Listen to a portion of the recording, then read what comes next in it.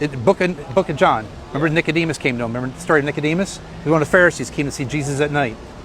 It's John chapter 3. I'm not like. That's fine. Yeah. In that conversation, Jesus told Nicodemus 3 times, unless you're born again, you can't enter heaven.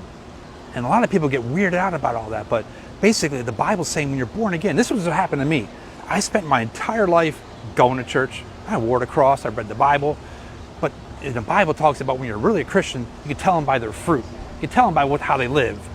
My life was awful. I was doing everything against the Bible. But when you're born again, God changes our heart. And talks about in the Old Testament too. They call it a stony heart. Yeah. They take out your heart of stone and give you a heart of flesh. Where you go from, That all sounds good. you go from hating, I used to love sin, Yeah. but now I can't stand sin. Do I still sin? Yeah.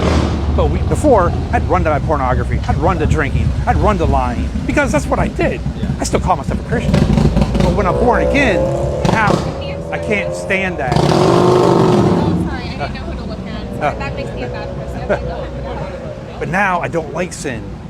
Do I still sin? Yeah. But God's changed my heart. That's why I'm out here. That's what's called being Well, I born think again. it's great that you're doing That's that. what being born again means. Where all of a sudden you go from, leading one life to another life. That's what it means to be born again.